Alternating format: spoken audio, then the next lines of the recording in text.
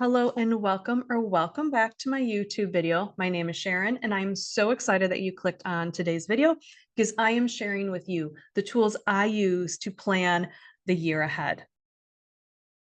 I am here to be your cosmic guidance counselor, and today I'm going to talk to you about how I work with navigating energy ahead. By this, I mean, this is how I plan out and follow and kind of guide my year would be the best way to describe it. So I am very big on my astrology, right? Astrologer. Makes sense. So I actually have for many years used these techniques and tested them out. I like to navigate the energies ahead. I am not a huge fan of like surprises. So for me, having an understanding of what's coming ahead is really important to me in my planning and my nervous system. So I use a couple of astrological techniques to do this. And here's the thing with navigating energies ahead is you do not need to do planning on New Year's Eve, Chinese New Year, your birthday. I mean, you can decide at any moment to look ahead. That's what I love about astrology is planets are in the air. Like the system I use solar fire. I can look at the year 2152 and I can tell you what the energy is going to be like. Okay. So the planets have patterns and they move in these patterns. So wonderful about astrology is that once you learn to navigate and read the energies and the planets and their placements and how it affects things in your own chart, you can kind of have a pretty good idea of the energy that's coming ahead for you. Won't necessarily mean I know exactly the events that are going to happen because let's be honest, there's innovation. I mean, years ago, there weren't even computers. Now we have AI. So much is changing and very rapidly, but energies are there. They're not going away. Energy does not leave. Okay. Energy does not dissolve away. So some of the things I do, I look at my solar return. Your solar return is when the sun returns to the spot in the sky of when you were born. What this tells you is kind of like what the year ahead looks like for you. I look at the sun, what house is the sun in? I look at the ascendant, the rising sign, to see who is the ruler of that rising sign as well. Because this tells you a lot about your year ahead. It's like this little like mini snapshot of like, here's your year ahead. Okay. From there, I look at the eclipses for the year or for the next 12 months because you can really do this. Honestly, do it at any time. So I look at where the eclipses are coming for the next year because the eclipses set about 6 months of energy. Now, if the eclipses aren't really hitting any of your planets, you're probably going to like not feel it as much. Those houses will have a little bit of activation, but it's really when things start hitting those personal planets and your planets in your chart that things start happening. It's got to trigger things to start happening. So I look at the transits that are coming up for me for the year ahead. And you look at transits from Jupiter, Saturn, Uranus, Neptune, and Pluto. Because let me tell you, Venus, Mars, they move very fast. The moon, these are quick hits, okay? You're looking at transits that where energy is a little more sustained to see, okay, what's going on here? This is holding pattern, holding here a little bit longer. So things are activating, things are happening here. So that is when that's the transit you're really looking at as an astrologer, as someone who studies or likes astrology. So I'm looking at these transits going, okay, this is what's coming up for me. A lot of times these planets as well will go forward, retrograde, which means it goes like this in a swirl. They don't actually go backwards. If you ever played with those spiral graphs as a kid, it goes, the planet doesn't actually like stop and rotate. It hits the point and then it comes back forward. One of the best things you can know, and this is why I love to track it. I track dates. I keep all this in notebooks, is that when big things happen, I write it down and then I look, oh, yep, this happened right as Saturn is squaring my ascendant. Of course, great. This is what happened during the first pass of this. Oh, great. Saturn's going to retrograde back. Okay. So this was a little preview of the energy and the types of things that came up. Great. So I'm better prepared as it comes through the second time. And that way, when it comes through the third time to go forward and get the heck away from my ascendant, I'm a little bit more prepared energetically, not as shocked and surprised. Okay. Hopefully, I'm handling the situations better. There is kind of like, I don't know if I'd call it a saying, but it's like preview comes back through. Okay, are you making the changes? Are you doing the things? And if it comes back forward and you haven't done the things, it's going to give you a swift kick and hurt you. Okay, not physically hurt you, hopefully, but it is a little bit more like, well, great, now you left it up to the universe to make the changes. So, boom, now you got to deal with it. But it's better if you make the changes yourself. Okay, there is free will, absolutely free will with your choices, but listen, different things are being set up so that you get on your path. So if you feel like the third pass was a painful moment, maybe we just missed a few things along the way. It's just shifting you into the path, onto the right path, okay? It's not trying to be brutal to you. One of my other favorite things that I do is that you have a solar return once a year, but you have lunar returns every month. I cannot, best way to describe lunar returns. Yes, every month we have a new moon, right? That goes into each of our 12 houses around our birth chart. But every month you have your own personal lunar return. And here's the thing, your personal lunar returns for the year is not going to go through all 12 houses.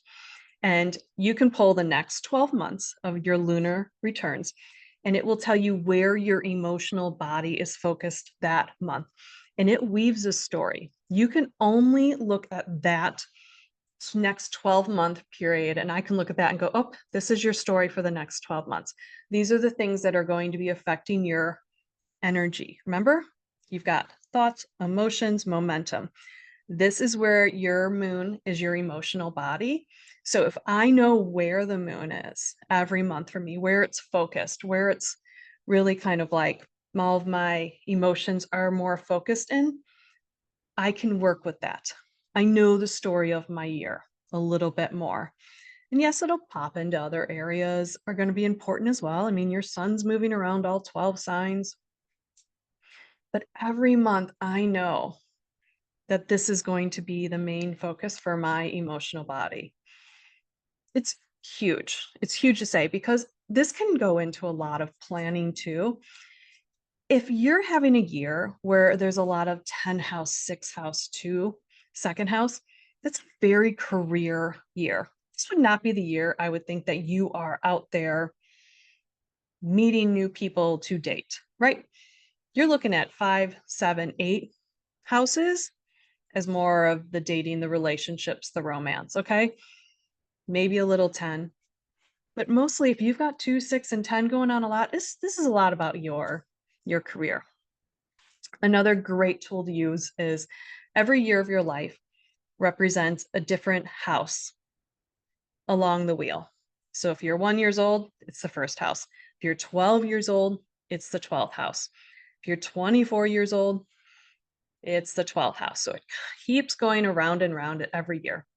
So you look at what is your perfected year. That's what we call it, the perfected year. So this year, with my age, I am a 12th house year. So it has a lot to do with like behind the scenes, working with my subconscious. I've been taking more spiritual classes myself and expanding kind of my heart space. I'll call it my heart space. Going in, listening more to my intuition and tapping more into that. And this is falling right in line with my 12th house year. You also look at who's the ruler of your 12th house for me, for this example, right? So I'm 12th house year. It's my 12th house is Taurus. It's ruled by Venus. Okay.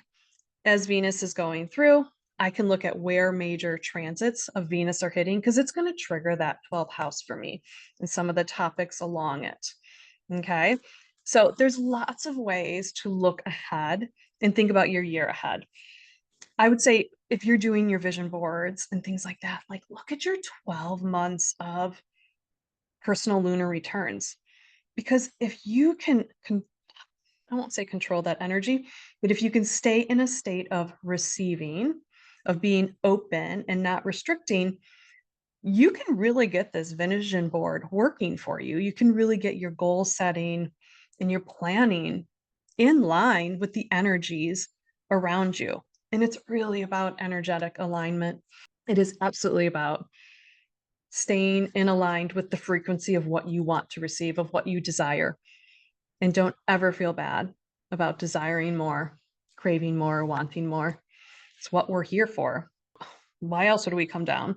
Desire more. It's okay. So these are a few ways that I use astrology to plan my year ahead and to really track my year and what's going on with my year. And I just write down dates when things happen, when big things happen, just write it down, note the date. Okay, it's falling in line here. You almost become a little bit like your own science experiment. Like, okay, this is going to be something that's going to hit me 3 times. Okay, this was happened the first, the second. Can I master it by the third? Right? It becomes this like process within you of like, control the story. Yes, you have a birth chart. It's your factory settings. But you have free choice. You can change your story. Believe me, there is every planet's on a spectrum. There's lots of outcomes available. You know, choose the story you want and just go for it. Really go for it. Put your heart into it and go for it. So I hope this helps. This is what I do with people when we do the year ahead reading. It's the hour-and-a-half reading. Is I will map all of this out for somebody, and then we will talk through. And as I'm going through, these are the energies, these are the things coming up for you, these are the time frames. It's very interesting to hear when people are like, "Oh my gosh, I'm actually traveling during that time. That falls right in line," or "I'm thinking about changing my career or making a career change." And then you can kind of work with the energies and see like, yeah, that's aligning right, or maybe we want to wait a little bit until you feel like in a better space. This lines up more for you. So there's a lot that you can do with timing with all of these tools. I mean, they're just tools for you. They're not hidden tools. It's not some sacred language that we're all hiding from each other, but it is out there now, and you can use these tools to your advantage. And please, please, please do. So please like and subscribe. I hope this is helpful and a little bit more of an explanation to what some of these things are.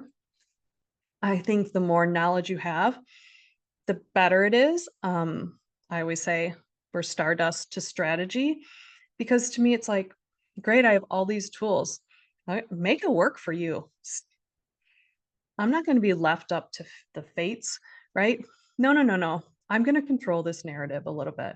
I'm going to go after what I really, really want and what I desire, because I know, as you should feel and know, we all deserve everything.